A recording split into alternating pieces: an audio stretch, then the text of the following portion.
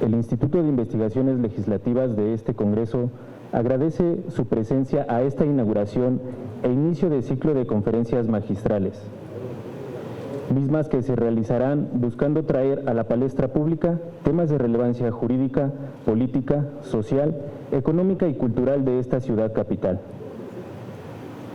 buscando coadyuvar en la vigorización de la discusión parlamentaria y legislativa de este Congreso de la Ciudad de México. Esta tarde contamos con la distinguida presencia del magistrado, presidente del Poder Judicial de la Ciudad de México, el doctor Rafael Guerra Álvarez, quien presentará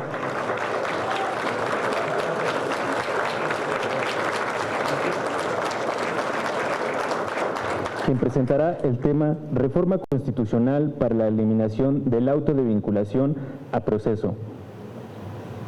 Asimismo, nos acompañan los diputados Fausto Manuel Zamorano Esparza, presidente de la mesa directiva,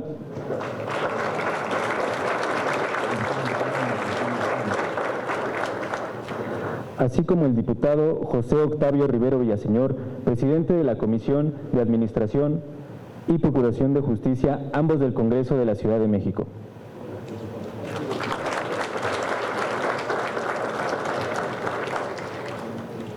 También contamos con la destacada presencia de las diputadas y los diputados, miembros del Consejo Directivo del Instituto de Investigaciones Legislativas.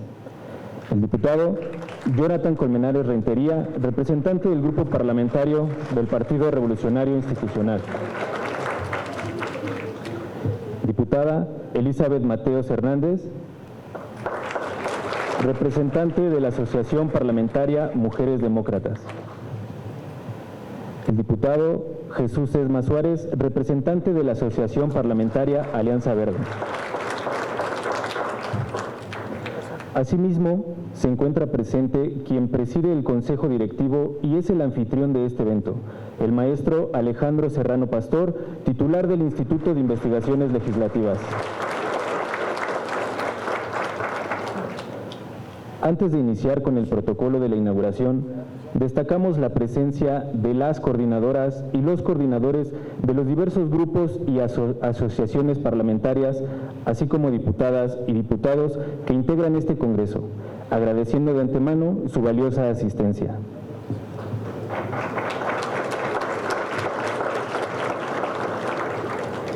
Es importante destacar la presencia de las y los magistrados, jueces e integrantes del Consejo de la Judicatura, todos del Poder Judicial de la Ciudad de México. Sean bienvenidos.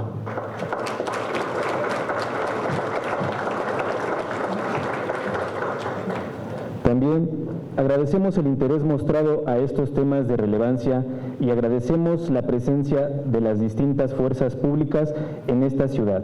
Gracias.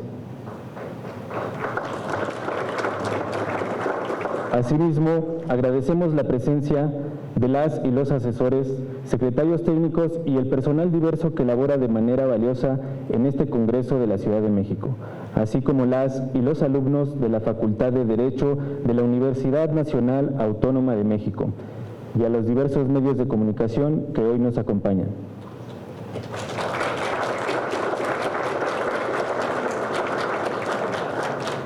Dando continuidad al evento, cedemos el uso de la palabra al presidente de la mesa directiva del Congreso de la Ciudad de México, diputado Fausto Manuel Zamorano Esparza, para que nos brinde unas palabras y realice el acto inaugural.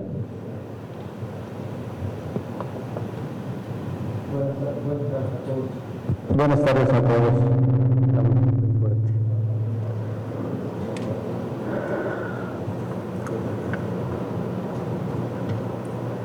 Magistrado Rafael Guerra Álvarez, maestro Alejandro Serrano, diputado José Octavio Rivero Villaseñor, presidentes de los partidos del PRI, PAN y PRD en la Ciudad de México, compañeros diputados, muy buenas tardes a todos y a todas. A quienes nos siguen en las distintas plataformas, igualmente los saludamos, los diputados del Congreso de la Ciudad de México que organizan este gran evento de la inauguración del ciclo de conferencias magistrales. Les damos la más cordial bienvenida a este ciclo de conferencias. Sin duda que la división de poderes es una herramienta para la defensa de las libertades y la democracia de las naciones.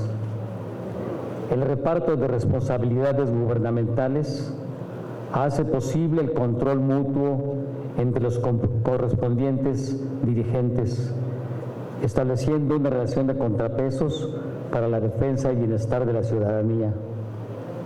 Sin duda, la separación de poderes es necesaria en cualquier Estado, porque impide los abusos e injusticias. No obstante, la colaboración y coadyuvancia entre estos, por supuesto, con total respeto a la autonomía de que gozan cada uno, es necesaria también para mejorar el trabajo legislativo, la ejecución de políticas y la impartición de justicia. Ejercicios como el que nos reúne el día de hoy son ejemplo de esta importante cooperación entre poderes, en este caso, entre el legislativo y el judicial. Los legisladores, para garantizar una correcta representación popular y diseñar productos legislativos que no coarten los derechos y las libertades ciudadanas. Por ello debemos atender al principio de colaboración de poderes y escuchar la voz de las y los expertos en la interpretación e impartición de justicia. No omito reconocer el papel de la academia y de las instituciones de investigación científica, social y jurídica. El mundo académico desempeña un papel cada vez más importante en el ámbito de los derechos humanos. Y no nos queda duda de que las más grandes aportaciones para el progreso y desarrollo de nuestra nación han emanado de su trabajo. Concluyo señalando que experiencias como esta nos dotan de capacidad y análisis crítico y además de cientos de herramientas para mejorar el trabajo legislativo. Celebramos este ciclo de conferencias magistrales e invitamos a las y los diputados y a sus equipos técnicos a fortalecer nuestros saberes a través de oportunidades como esta. Sin más preámbulos y a efecto de proceder al acto protocolario, pido a todos ponernos de pie.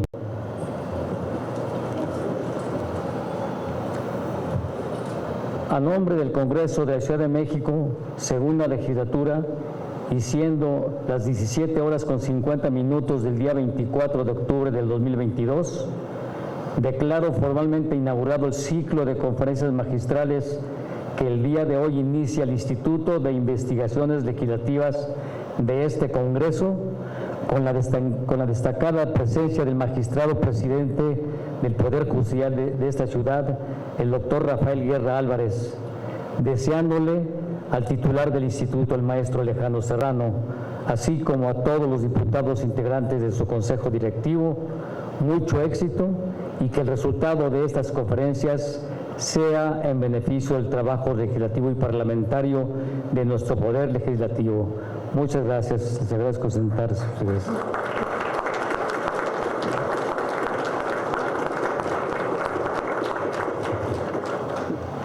Bien, pedimos al maestro Alejandro Serrano Pastor, titular del Instituto de Investigaciones Legislativas de este Congreso de la Ciudad de México, nos brinde una introducción al tema central de la exposición que hoy nos ocupa.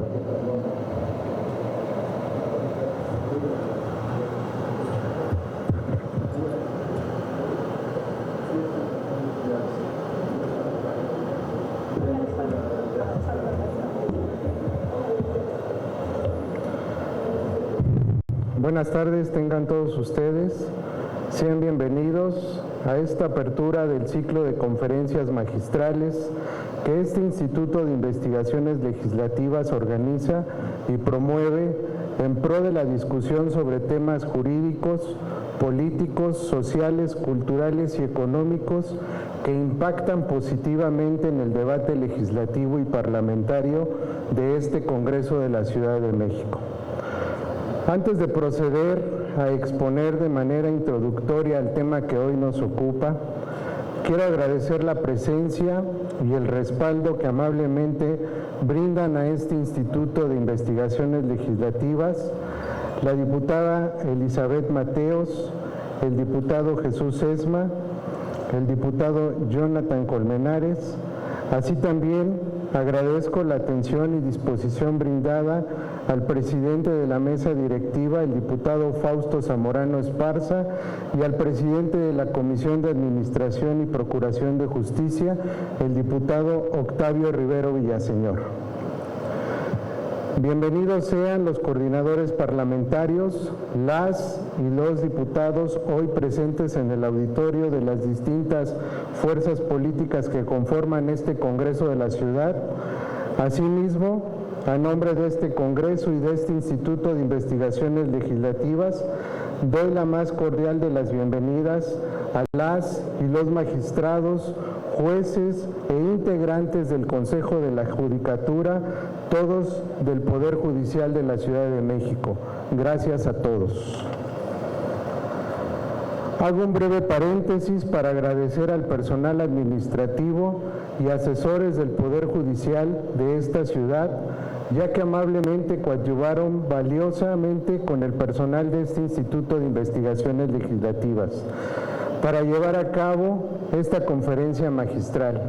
Asimismo, en este mismo sentido, agradezco y valoro el gran apoyo brindado por el personal que forma parte de nuestro querido Instituto de Investigaciones. Gracias, querido equipo.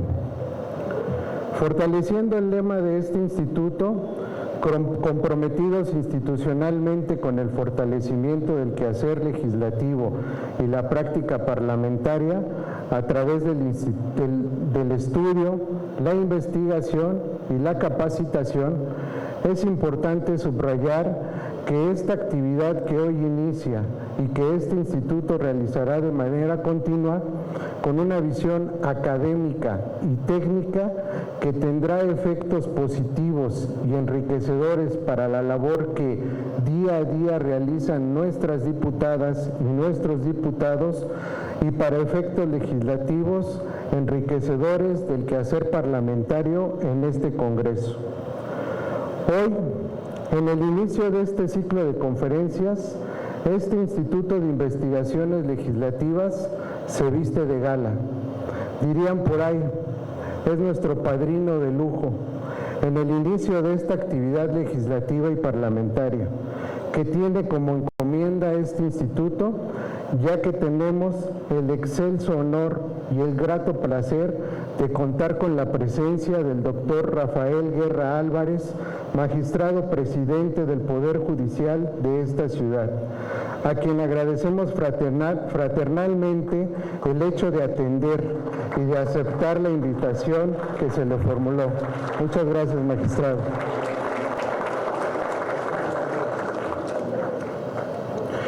Entrando en materia, la propuesta de eliminar el auto de vinculación a proceso del diseño procesal penal acusatorio y oral mexicano es resultado de la experiencia que como juez, magistrado, docente y estudioso del derecho penal ha tenido el magistrado Guerra, y que personalmente ha estudiado y sostenido desde la entrada en vigor del nuevo procedimiento penal, logrando que un gran sector de estudiosos y operadores del sistema retomen con agrado. Básicamente, la propuesta a exponer por nuestro conferencista sostiene un auto de cabeza de proceso. No corresponde a la metodología del sistema acusatorio, pues este es emitido antes de que finalice la investigación, en el cual el Ministerio Público aún no puede tomar decisiones acusatorias. Se esgrimen las siguientes consideraciones de la calificación como legal de dicha figura jurídica. 1. Vulnera el principio de continuidad. 2. Vulnera el derecho humano de la libertad personal. 3. Se valora el dato de prueba igual que el medio de prueba. 4. Produce inseguridad jurídica, pues no hay claridad respecto del término hecho que la ley señala como delito, que constituye uno de los requisitos de fondo para la emisión del auto de vinculación a proceso. 5.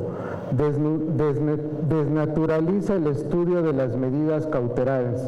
6. Resulta inconvencional. Bajo ese contexto, es que nuestro ponente desarrollará su exposición a partir del hecho de explicar las características del actual procedimiento penal acusatorio y oral, para dar precisión de la ubicación en el espectro jurídico del auto de vinculación a proceso, lo que dará paso a la justificación de su disertación, finalizando con una propuesta legislativa.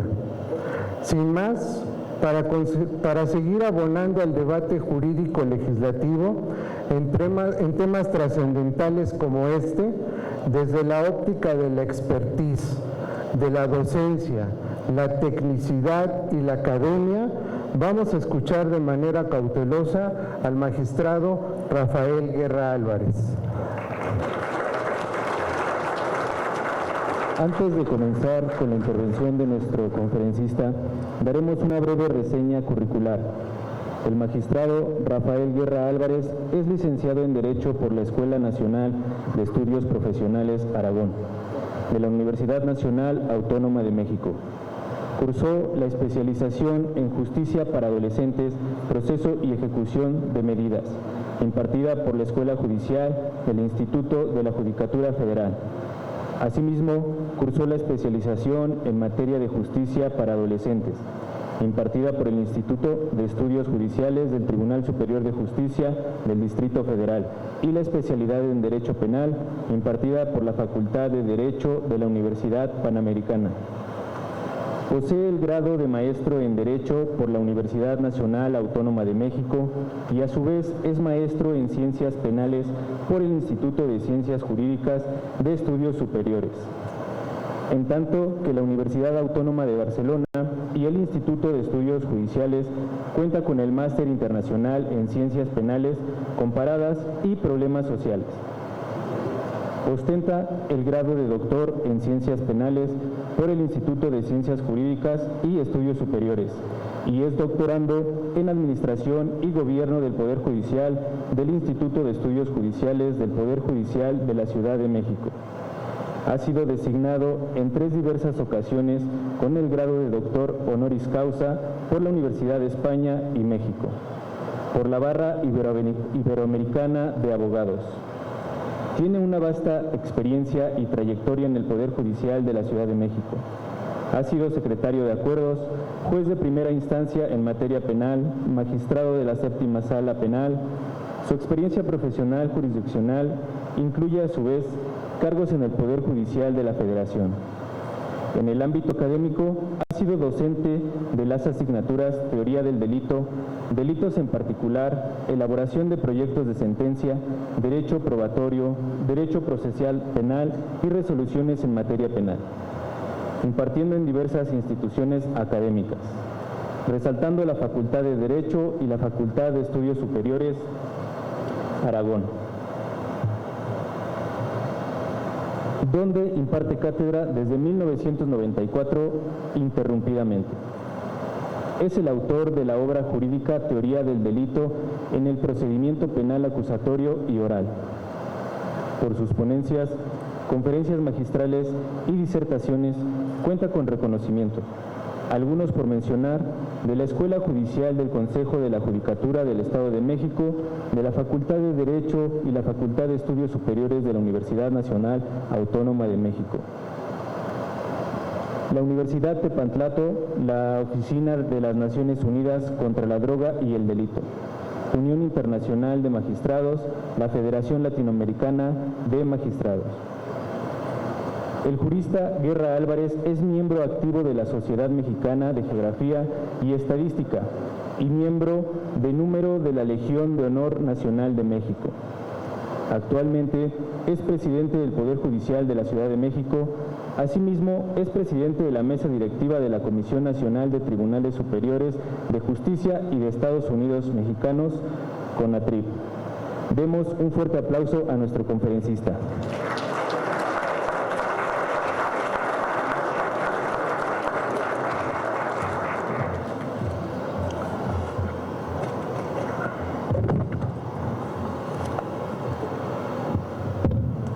Buenas tardes a todos, a cada uno de ustedes.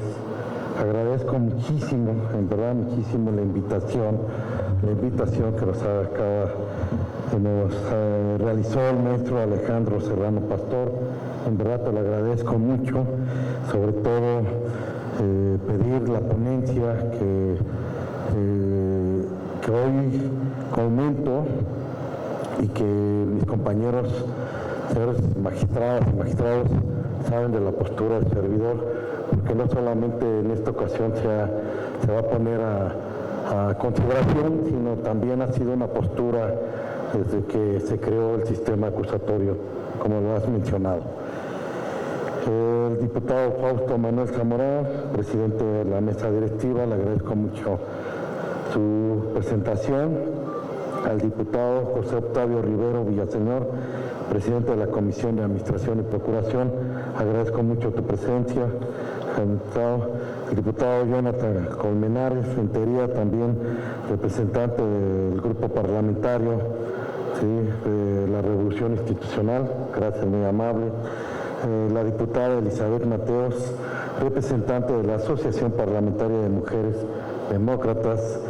Al diputado Jesús Esma Suárez, representante de la Asociación Parlamentaria Alianza Verde. Gracias, muy amable. Gracias a todos y cada uno de ustedes.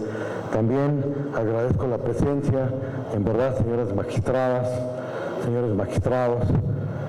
La verdad me da muchísimo gusto verlos y que me acompañen y no es tanto que me acompañen a uno, sino más bien que representamos y seguimos haciéndolo al Poder Judicial de la Ciudad de México. Su presencia fortalece muchísimo, no solamente el estar en este, vamos a decirlo así, conferencia, sino también estar en la en el Congreso Legislativo que nosotros tenemos. La presencia de ustedes la valoro mucho y seguramente todos y cada uno de los diputados también valoran la presencia de los magistrados que están aquí con nosotros. ¿Sí? Gracias, muy amable a todos ustedes.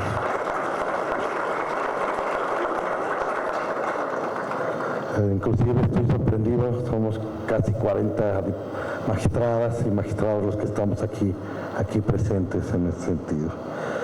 Las consejeras, consejeros del Consejo de la Judicatura, también agradezco muchísimo su presencia, los señoras jueces que están aquí también en presencia, las señoras diputadas, diputados, amigos también, todos y cada uno de ustedes que han tenido la confianza con su servidor y del Poder Judicial, de que siempre estamos presentes y saben que siempre van a contar con el Poder Judicial. ¿Sí? El Poder Judicial es su casa, ¿sí? Y conjuntamente podemos hacer un país en verdad con mucha democracia, particularmente en conjunto. Y desde luego no puedo dejar de saludar y agradezco mucho la presencia de mis alumnos de la Universidad Nacional Autónoma de México, ¿sí? Que estamos dando hoy en este semestre. Me da mucho gusto verlos jóvenes, la verdad su presencia también me alegra mucho su estancia de ustedes aquí. Gracias, muy amables. Bien, buenas tardes a todas y todos. Sí quiero comentar, vuelvo a repetir, es una ponencia que hemos tenido no solamente en esta ocasión, hay algunos magistrados, o casi todos sabemos la postura, pero ahora la hacemos valer nuevamente en este congreso para su estudio. De igual forma, voy a tratar de ser lo más puntual posible, sin dejar a un lado algunos puntos que son necesarios para que aterricemos hacia dónde queremos llegar. Y el por qué el fundamento, es un fundamento jurídico, no es una postura únicamente personal, sino es consecuencia de todas y cada una del camino que hemos tenido en materia penal y ahora con el proceso acusatorio. Es un estudio y experiencia de más de 30 años, entonces sí lo tenemos en esa postura. Expreso mi más profundo agradecimiento al Instituto de Investigaciones Legislativas del Congreso de la Ciudad de México por la invitación para esta ponencia, particularmente al titular Alejandro Serrano Pastor, a quien reconozco como un referente en la tarea del impulso legislativo por esta capital. El día de hoy, en este recinto legislativo, nos toca corresponder a la generosa convocatoria para la exposición de ideas que resultan del transcurso del tiempo, principalmente de la discusión teórica jurídico y de la creación e implementación legislativa del sistema penal acusatorio y oral. Concretamente en lo tocante al tema del auto de vinculación a proceso, incorporado en el artículo 19 constitucional y reglamentado en el Código Nacional de Procedimientos Penales. La ponencia que tengo el gusto de compartir a ustedes tiene como objetivo justificar nuestra postura con relación a la necesidad de que el auto de vinculación a proceso se elimine de la Constitución Política Federal y con ello del Código Nacional de Procedimientos Penales para hacer congruente el modelo procesal penal acusatorio y oral que mandata el legislador en el párrafo primero del artículo 20 de la Carta Magna. Así las cosas, someto a su consideración la ponencia que hemos titulado Reforma Constitucional para eliminar el auto de vinculación a proceso, que se basa en el estudio constante y reflexivo que hemos tenido en la temática relevante del actual procedimiento penal acusatorio. Desde luego que lo que se expone ha sido nutrido también con la honorable tarea de impartir justicia en el foro y con el análisis del planteamiento dogmático, y es sobre todas las cosas una aportación de esfuerzo para consolidar un sistema de justicia penal acusatorio que se encuentre a la altura de las exigencias de la sociedad, el derecho, acceso a la justicia y el respeto a los derechos humanos. Como antecedente, destaco lo siguiente. En el año 2008, el legislador reformó los artículos 16, 17, 18, 19, 20, 21, 22, 73, fracción 21 y 23, 115, fracción 7 y 123, apartado B de la fracción 13 de la Constitución. Y como resultado, consolidó el nuevo modelo del procedimiento penal, conocido como acusatorio y oral, que dejó atrás el esquema denominado mixto o tradicional. El artículo segundo transitorio de dicha reforma obligó a las entidades del país y a la Ciudad de México a establecer, a más tardar en el año 2016, un modelo procesal penal acusatorio y oral.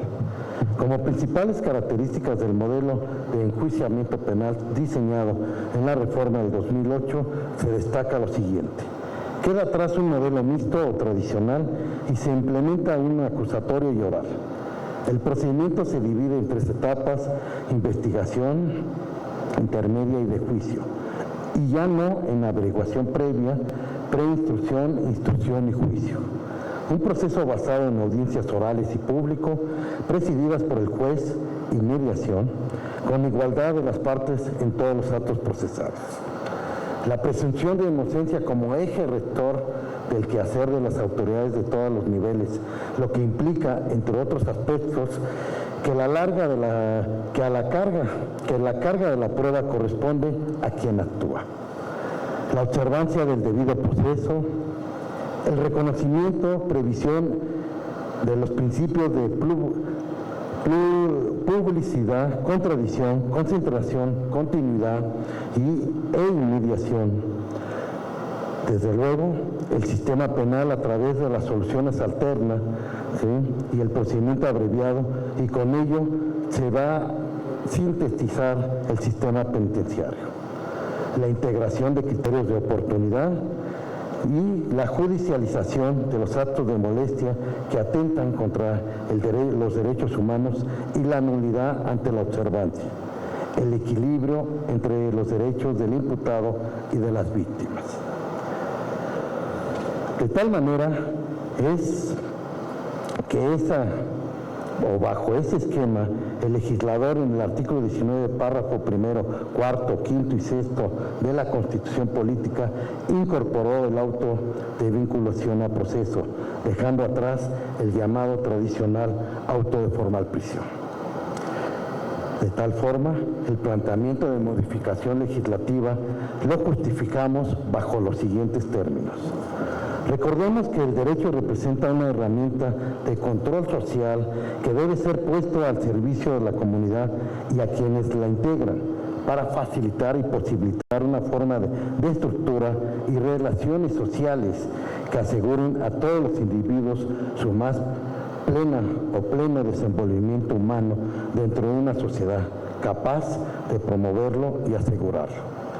El derecho penal no escapa de esa percepción, por el contrario, como última ratio de un sistema normativo, bien puede señalarse que para una sociedad moderna, democrática y de derecho, pueda resolver sus conflictos y sanciones al infractor al pacto social.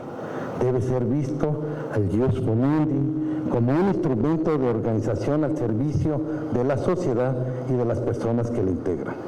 En tal virtud, el procedimiento penal, al ser un medio legalmente constituido por los poderes de la Unión y el soberano, a través de la cual la autoridad va a decidir sobre la inocencia o culpabilidad de una persona que se presume inocente ante la presencia de un delito, debe ser clara, ¿sí?, para todos los gobernados y principalmente ser congruente y garantizar que cada una de sus etapas se respeten los derechos humanos. La claridad de la ley coadyuva a cada uno de los ciudadanos, no importando raza, sexo, idioma, religión, opiniones políticas o de cualquier otra índole, posición económica u otra condición social. La comprende en su totalidad y así puede exigir su cumplimiento y conocer su trascendencia ante su inobservancia. El procedimiento penal, en resumen, debe ser metodológicamente congruente para así, cuando el último recurso, una persona que se presume inocente, sea llamada a él, tenga certeza de que se ha ingresado a la prueba de la puerta de la legalidad, que inmediatamente lo llevará a la justicia. Una ley que carece de claridad y congruencia en nada o poco contribuye al respeto de los derechos humanos. Es necesario que cada acto de molestia que el legislador prevé dentro del sistema procesal penal acusatorio encuentre justificada una cuestión necesaria para que el Estado, a través de la autoridad judicial, emita actos legales y justos, fundados y motivados. En este sentido, el auto de vinculación a proceso previsto en el artículo 19 constitucional, desde nuestra óptica, no cumple con las tres características que anteceden, al ser confuso, incongruente con la metodología de un sistema acusatorio y no garantiza el respeto de los derechos humanos, como lo son la libertad personal y el principio de continuidad. Así, vamos a exponer a continuación las razones que sustentan la necesidad de erradicar el auto de vinculación a proceso del sistema penal acusatorio y oral. Todo proceso jurisdiccional, incluyendo el penal, conlleva una secuencia de pasos y relacionados con un fin común, que en el caso concreto, de acuerdo con la fracción primera del artículo A del artículo 20 constitucional, tiene como objeto lo siguiente: Primero, esclarecer los hechos, que el culpable no quede impune, que el inocente sea absuelto y por último, que se repare el daño. En consecuencia, para que se alcance tales finalidades, se debe consolidar una secuencia de pasos, metodológicamente hablando, clara y congruente. De no hacer así, se presentarán problemáticas que no solo en el ámbito de lo teórico, o más grave aún, en el terreno de lo práctico, es al final donde los ciudadanos tienen contacto con la impartición de justicia. Como dato de referencia, cito que el auto de plazo constitucional fue durante años la base del proceso penal conocido como tradicional o mixto, que prevalecía hasta antes de las reformas de la Constitución del 2008, como cabeza o pie o inicio del proceso penal, en el cual se fijaba la litis procesal. En ese entonces, aquel modelo era metodológicamente correcto, ya que el proceso se organizaba en el tema que nos interesa a partir de un esquema. Primero, de averiguación previa, preinstrucción e instrucción. Siendo el auto de formal prisión el que resolvía entonces la situación jurídica del indiciado y aperturaba la etapa de instrucción donde se ofrecían y se desahogaban las pruebas de las partes, quedando la libertad personal del procesado restringida, a menos que resultara procedente la libertad provisional en términos de ley.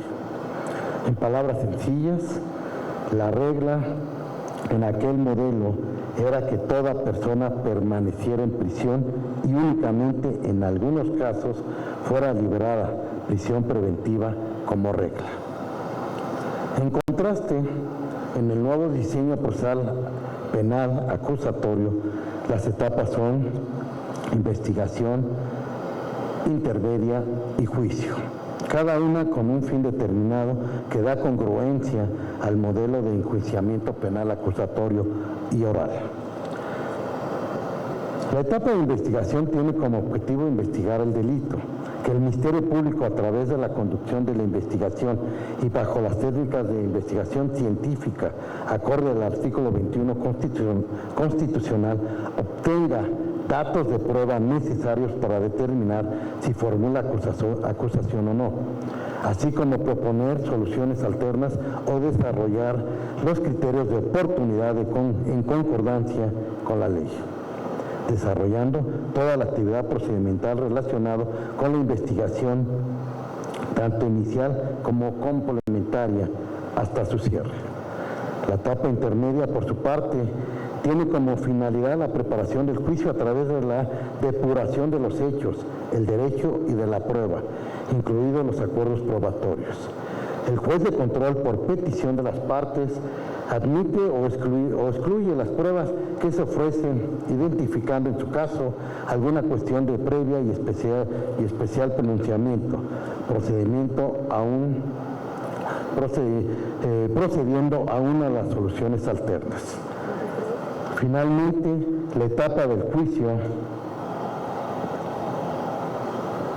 tiene por objeto dirimir el fondo de la controversia. El Tribunal de Enjuiciamiento Unitario Colegiado deberá resolver, a partir de la inmediación y contradicción en la producción de los medios de prueba y, en su caso, los acuerdos probatorios o la prueba anticipada, la condena o absolución del acusado e imponer la pena o medida de seguridad correspondiente. Así, el diseño procesal del sistema mixto o tradicional correspondía a un método que no coincide con el acusatorio, ya que éste se regía por una metodología diferente. Para el sistema mixto tradicional no había duda de que el auto de formal prisión era congruente con su metodología al emitirse en una etapa finalizada y dando inicio a una novedosa. Sin embargo, en lo tocante al sistema acusatorio y oral, un auto de estas características es incongruente con su método al emitirse en un momento inacabado a la indagatoria, donde el Ministerio Público aún no sabe si habrá acusación o no. No obstante que la reforma constitucional del año 2008 fue de avanzada, se mantuvo la figura del auto de formal prisión, ahora bajo el nombre de auto de vinculación a proceso. Incluso no corresponde con un proceso acusatorio y oral. Abundando sobre el particular, y si se compara la redacción del artículo 19 constitucional antes y después de la reforma, se observa que la intención del legislador fue únicamente sustituir el término auto de formal prisión por el de vinculación a proceso, como si con eso fuera suficiente para dar congruencia al proceso penal acusatorio.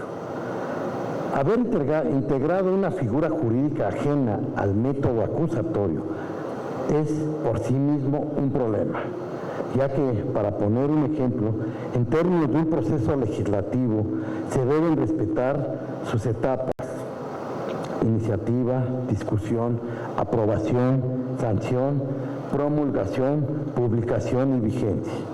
Por el contrario, si se discute una ley y luego se busca su publicación, es evidente el error metodológico y escapa de toda lógica que alguien lo pudiera pensar así. Con base en lo aquí expuesto, los problemas que se generan con el auto de vinculación a proceso son al menos los siguientes.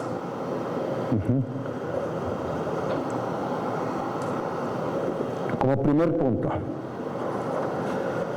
vulnera el principio de continuidad.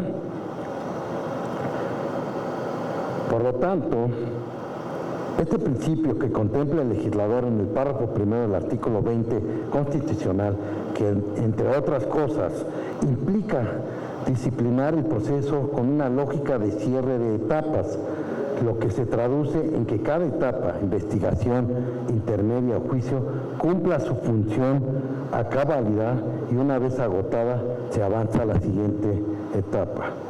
En ese sentido, el auto de vinculación a proceso es ajeno a la etapa de investigación, que, como se ha dicho, su naturaleza es indagar los hechos a través de las líneas de investigación correspondientes y la obtención de medios de prueba por parte del Ministerio Público, que formulada la imputación con la intervención del juez de control, resolver de fondo el hecho que la ley señala como delito y la probabilidad de que el imputado lo cometió o participó en su comisión no corresponde con la naturaleza de la etapa de investigación, ni mucho menos de inicio, o pone fin a las fases inicial o complementaria, ya que si atendemos al artículo 211 del Código Nacional de Procedimientos Penales, la fase inicial de la investigación concluye cuando el imputado queda a disposición del juez de control para que se formule la imputación, y la fase complementaria da inicio, precisamente con la formulación de imputación, y concluye al cierre de investigación. Siguiente punto: vulnera el derecho humano de la libertad personal del imputado. El dictado del auto de vinculación a proceso afecta la libertad del imputado, al menos parcialmente, en la medida en que su persecución requiere de ineludiblemente la presencia como presupuesto de continuidad, pues se le obliga a comparecer en los plazos a fechas indicadas y las veces que resulten necesarias para garantizar el seguimiento del procedimiento penal. Así, aun cuando dicha determinación no lo priva en sí misma y directamente en su libertad personal, sí puede considerarse un acto que indirectamente lo hace, pues constituye una condición para someterlo formal y materialmente a proceso. Lo anterior, con independencia de que el procedimiento penal acusatorio y el oral prevé diversas medidas cautelares. de coerción o providencias precautorias distintas a la prisión preventiva, pues estas tienen, entre otras finalidades, asegurar la presencia del imputado en el juicio y garantizar el desarrollo del proceso, siendo la sujeción a este lo que restringe temporalmente la libertad. El juez de control debe valorar de la misma forma datos y medios de prueba. Respecto de la valoración de la prueba, los tratadistas procesales y desde luego el legislador han distinguido entre dato de prueba, medio de prueba y prueba, como expresamente se desprende del artículo 261 del Código Nacional de Procedimientos Penales. Dicha diferencia es para dar congruencia y lógica al sistema penal acusatorio. La existencia del auto de vinculación a proceso obliga al juez de control a prevalorar un acto de prueba en una etapa de investigación inacabada. Más grave aún, se permite al imputado defensa producir prueba en la audiencia inicial. Y luego el juez se enfrenta al problema de que ya no solo tiene los datos de prueba que aporta el fiscal, sino ahora también las pruebas desahogadas por la defensa. La pregunta es, ¿a cuál de ellas habrá de dar más valor? Pareciera que tomando incluso en cuenta el artículo 265 y 316, fracción tercera del Código Nacional de Procedimientos Penales, a la prueba producida, al ser la que el juez inmedió con la contradicción de las partes y no al dato de prueba, que únicamente es un registro de la investigación del que se hace referencia. En la práctica, lo que el juez de control realiza es valorarlas del mismo modo, porque de no hacerlo así provocaría una desventaja indebida para la defensa respecto del fiscal y la víctima o ofendido o el asesor jurídico, al preestablecer un valor supremo al medio de prueba del imputado. Por el contrario, al dato de prueba que la fiscalía o la víctima o el ofendido están exponiendo. No obstante, conceder idéntico valor al dato y al medio de prueba incumple con lo previsto en el párrafo primero del artículo 19 constitucional, que lo que interesa señala.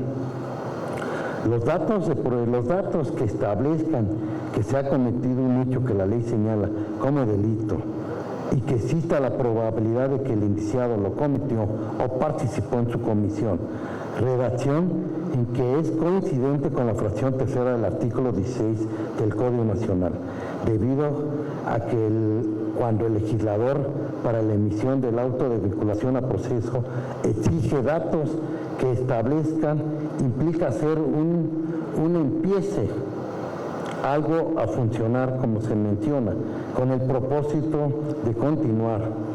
La diferencia a demostrar que exige en sentencia, como lo contempla el artículo 20 constitucional, que representa hacer patente que los hechos y la responsabilidad es verdad como muestra inequívoca, es decir, los datos deben establecer y los medios de prueba, cuando sean pruebas, deben de demostrar. Esta resolución judicial produce inseguridad jurídica. Carece de claridad de lo que implica el hecho que la ley señala como delito, y por ello cada fiscal y cada órgano jurisdiccional realiza una interpretación individual que provoca inseguridad a los gobernados. Pues para algunos, entre ellos Sergio García Ramírez, el hecho que la ley señala como delito es sinónimo de delito, y por ello deben justificarse la conducta, la tipicidad, la antijuridicidad y la culpabilidad. Para otros, basta corroborar los elementos de la descripción típica, entre ellos, la cual no incluimos, ¿sí? Y otros señalan que para este hecho basta con que se colme el verbo rector del tipo, la conducta prohibida. De igual manera, se desnaturaliza el estudio de los medios cautelares, que esta es la parte más importante. Las notas características de toda medida cautelar son la apariencia de buen derecho y el peligro en la demora. Aspectos que se desprenden de la dogmática del derecho comparado y de la praxis en materia del amparo civil y común en México. De una revisión del artículo 19 constitucional, es posible advertir que para el estudio de los medios cautelares, las partes y el juez únicamente deben analizar el peligro en la demora, traducido en el riesgo de sustracción, artículo 168 del Código Nacional. Riesgo, ¿sí?, de que hay un obstáculo realmente, ¿sí?, que maneja el artículo 169 del Código Nacional, así como también, ¿sí?, el riesgo para la víctima o ofendido, testigos o para la comunidad, artículo 170, dejando al legislador fuera, contrario a los criterios federales, la dogmática y el derecho comparado a la apariencia del buen derecho. Lo anterior desnaturaliza los medios cautelares. No obstante de ser congruente con el auto de vinculación a proceso, donde implícitamente el juez de control, al resolver respecto del hecho que la ley señala como delito y la probabilidad de que el imputado lo cometió o participó en su comisión, analiza la apariencia del buen derecho.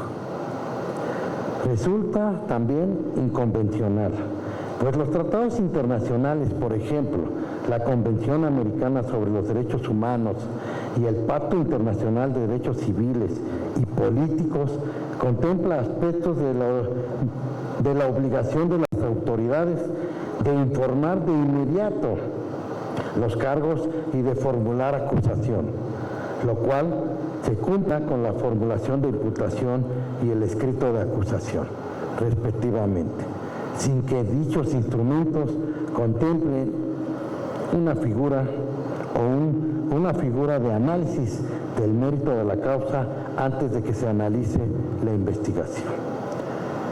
En las relatadas condiciones, la problemática se resuelve si se elimina el auto de vinculación a proceso y se respeta la naturaleza de los medios de cautelares, analizando ambos requisitos, peligro de la demora y apariencia de buen derecho, en la medida cautelar y no en la vinculación del proceso.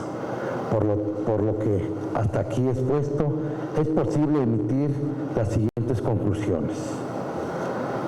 El contenido del primer párrafo del artículo 19 con las reformas del año 2008 únicamente modificó el auto de término constitucional, ¿sí?, de auto de formal prisión por el auto de vinculación a proceso, sin atender a la nueva metodología del sistema acusatorio. El auto de vinculación a proceso no corresponde con un sistema procesal penal acusatorio y oral, vulnerando el principio de continuidad previsto en el párrafo primero del artículo 20 constitucional. El auto de vinculación a proceso obliga al juez de control a prevalorar datos de prueba en una etapa de investigación inacabada, del mismo modo que valora los medios de prueba. El auto de vinculación a proceso provoca inseguridad jurídica, pues se carece de claridad en torno a lo que implica el hecho que la ley señala como delito. Es con el análisis de las medidas cautelares y no con el auto de vinculación a proceso que debe analizarse la apariencia del buen derecho. El auto de vinculación a proceso es inconvencional. Cualquier postura de cuestionamiento normativo debe ser, o para ser seria, acompañarse de una propuesta. Para ello, el supuesto de modificación normativa que realizamos es el siguiente: reformar el artículo 19 constitucional para erradicar de su redacción el auto de vinculación a proceso, incorporando en el párrafo segundo del artículo 19 de la Constitución como elemento de estudio en la imposición de medidas cautelares la apariencia del buen derecho. Al mismo tiempo, incorporar en el Código Nacional de Procedimientos Penales algunos de los modelos de control de la acusación que realiza la Fiscalía. Control de la acusación como excepción y obligación del control de la acusación. Es decir, para evitar que sea arbitrario por parte de los órganos de acusación y juicios inútiles, el juez de control debe realizar un análisis del mérito de la acusación como excepción en aquellos casos que la defensa o el imputado lo soliciten, o incorporar como obligación la revisión de la averiguación. Es decir, que en todos los casos por ley, el juez de control analice dicho mérito. Como se advierte, dicha revisión de la acusación, aún cuando también requiere de un test cognitivo por parte del juzgador, como ocurre en el auto de vinculación a proceso, se realizará o se realizaría hasta la finalizada la investigación, y solo en aquellos casos en que el fiscal acuse lo que es congruente con el método del procedimiento penal. En el ánimo, vamos a decirlo así, hay confianza en que lo señalado anteriormente se goce de claridad para poder reflexionar en torno al famoso auto de vinculación a proceso, que ha generado una problemática procesal en los operadores y teóricos del proceso penal, pero al mismo tiempo nos permite que al día de hoy se ponga en consideración en este foro ideas que contribuyan a la congruencia de la forma en que en México se juzga a las personas que se presumen inocentes. Existe convicción de que no basta realizar cabales estudios empíricos y teóricos si ello no se traduce en una justicia social, una justicia para la gente, para el pueblo que no comprende de métodos o figuras procesales, que lo único que busca es que se imparta justicia de manera pronta, completa e imparcial. Finalmente, cabe destacar que la presente propuesta ya ha transitado en diversos foros académicos, por los salones de clase, por las páginas de los libros y desde luego por los recintos parlamentarios, pues nuestra postura ha sido generosamente acompañada por más de un legislador en esa postura. Realmente, muchas gracias por su atención. Gracias.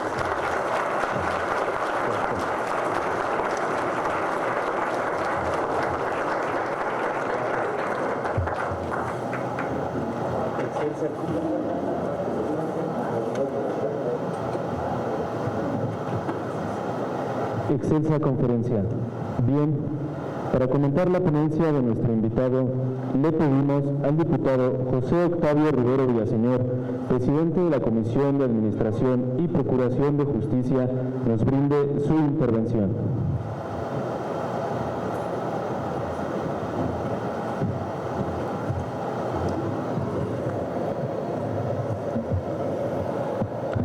Muchas gracias, muy buenas tardes a todas y a todos los presentes.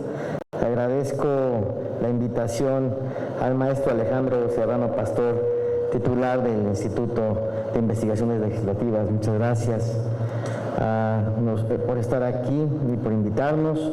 También a nuestro querido amigo y doctor, presidente del Tribunal del Poder Judicial, al doctor Rafael Guerra, porque además tengo el honor de hacer los comentarios de su extraordinaria ponencia. Como siempre es un gusto verlo, magistrado presidente, compartir el panel con nuestro amigo Jonathan Colmenares, diputado del Congreso, Jesús Esma, la diputada Elizabeth Mateos, diputadas y diputados que se encuentran el día de hoy aquí, además de magistradas y magistrados del Poder Judicial. de nuestra ciudad. Se han realizado aquí valiosas y muy oportunas participaciones y aportaciones sobre el tema que nos concierne y nos reúne el día de hoy, por lo que yo quiero mencionar lo siguiente. La reforma constitucional en materia de justicia penal y seguridad pública, publicada el 18 de junio de 2008 en el Diario Oficial de la Federación, se sitúa dentro de las orientaciones de las reformas al proceso penal que se llevaron a cabo en varios países de América Latina, específicamente en Chile, Colombia, Costa Rica y Guatemala, patrocinados por el Banco Mundial, el Banco Interamericano de Desarrollo, el Programa de las Naciones Unidas para el Desarrollo y la Agencia del Gobierno Norteamericano para el Desarrollo Internacional. La trascendencia del contenido de dicha reforma marcó un parteaguas en la procuración y administración de justicia de nuestro país, por los cambios fundamentales que se originaron desde la etapa de investigación de los delitos, que correspondía de forma exhaustiva al Ministerio Público, auxiliado por la Policía Ministerial, hasta la sustitución del procedimiento inquisitivo por el acusatorio y oral. Entre otros factores, el reformador constituyente consideró ajustar el sistema a los principios de un Estado democrático de derecho, defensa de las garantías de víctimas y acusados, imparcialidad en los procesos y en los juicios, adaptar las leyes penales a instrumentos internacionales suscritas por México en materia de derechos humanos. Se elevó a rango constitucional de manera explícita la presunción de inocencia. Los juicios serán públicos, orales y continuos para propiciar su transparencia, equidad e imparcialidad. Las garantías individuales se colocan en el centro del proceso penal. La reforma es en sí esencialmente garantista. La investigación será más ágil y efectiva. La víctima logrará efectivamente la reparación del daño. Creación del denominado juez de control, el cual resolverá de manera inmediata y por medios más rápidos las solicitudes que le haga el Ministerio Público de medidas cautelares o precautorias y técnicas de investigación, respetando las garantías de la víctima y del acusado. Para iniciar un proceso penal, en vez de averiguación previa, se llevará a cabo una investigación para establecer que el delito ocurrió verdaderamente y en lugar de acreditar el cuerpo del delito para culpar al acusado, se demostrará su posible participación. También la sustitución del auto de formal prisión, en sustitución del auto de formal prisión se dictará auto de vinculación a proceso. Se debatirá sobre la imposición de medidas cautelares y la carga de la prueba, es decir, la obligación de demostrar la culpabilidad de una persona recaerá en el Ministerio Público. El objeto del proceso penal, el esclarecimiento de los hechos, proteger al inocente, procurar que el culpable no quede impune y que los daños causados por el delito se reparen. Se precisan también en esta reforma y se amplían los derechos o garantías del acusado o imputado, así como los de las víctimas y ofendidos. Se establecen los principios rectores del proceso penal. Como podemos advertir, se implantó un sistema acusatorio respetando sus fundamentales principios y características, adaptándolo al mismo tiempo a las necesidades inminentes de nuestro país de combatir eficientemente los altos índices de delincuencia que aquejan a la ciudadanía y a la naturaleza de nuestras instituciones, permitiendo con ello su consolidación de manera gradual a la cultura y tradición jurídica mexicana. Asimismo, se instauró un sistema garantista con la intención de que se respeten los derechos tanto de la víctima y ofendido como del imputado, partiendo de la presunción de inocencia para este último. Tal sistema se rige por los principios, como ya nos dijo nuestro ponente, de publicidad, contradicción, concentración, continuidad e inmediación, con las características de acusatoriedad y oralidad. La primera, para asegurar una trilogía procesal en la que el Ministerio Público sea la parte acusadora, el inculpado esté en posibilidades de defenderse y que, al final, sea un juez quien determine lo conducente. La segunda, que abona fundamental la transparencia, garantizando al mismo tiempo una relación directa entre el juez y las partes, propiciando que los procedimientos penales sean más ágiles y sencillos. En ese orden de ideas, resulta fundamental la división de funciones en un Estado social y democrático de derecho. Cabe recordar que, de conformidad con lo dispuesto por el artículo 21 de la Constitución Política de los Estados Unidos Mexicanos, se prevé expresamente que la investigación de los delitos corresponde al Ministerio Público y a las policías, las cuales actuarán bajo la conducción y mando de aquel en el ejercicio de esta función. El ejercicio de la acción penal ante los tribunales corresponde al Ministerio Público. La determinará los casos en los que los particulares podrán ejercer la acción penal ante la autoridad judicial. La imposición de las penas, su modificación y duración son propias y exclusivas de la autoridad judicial. Por otro lado, debemos considerar lo que dispone el párrafo tercero del artículo primero de nuestra Carta Magna, que a la letra dice: todas las autoridades en el ámbito de sus competencias tienen la obligación de promover, respetar, proteger y garantizar los derechos humanos de conformidad con los principios de universalidad, interdependencia, indivisibilidad y progresividad. En consecuencia, el Estado deberá prevenir, investigar, sancionar y reparar las violaciones de los derechos humanos en los términos que establezca la ley. Lo que nos lleva a entender que somos un Estado neoconstitucional de derecho, es decir, un Estado basado en el respeto y las garantías de los derechos humanos. Por lo expuesto con anterioridad, considero que se debe eliminar el auto de vinculación a proceso, ya que va en contra de la naturaleza del sistema penal acusatorio, y este tipo de resolución no existe en América Latina en los ejemplos antes considerados.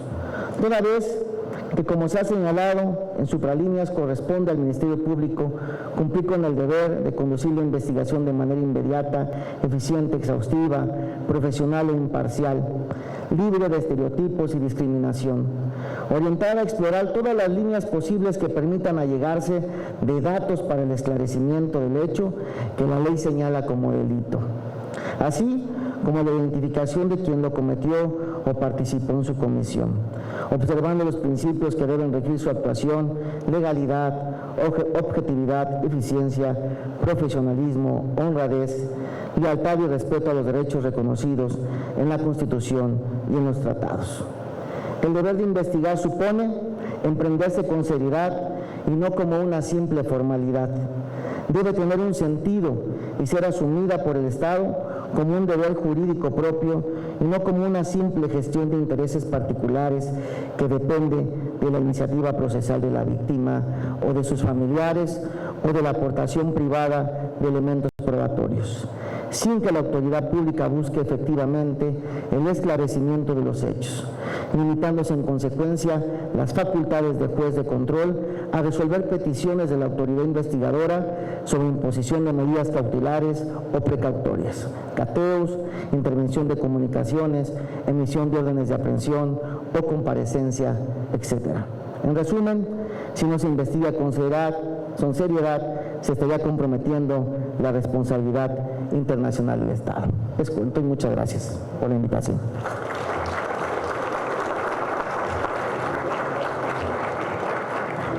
Bien, antes de dar por terminado el presente evento, queremos pedirles a los asistentes regalarnos unos minutos más y les solicitamos a los miembros del Presidium, así como al presidente de la mesa directiva y al titular del Instituto de Investigaciones Legislativas, hagan entrega del reconocimiento correspondiente a nuestro ponente el día de hoy.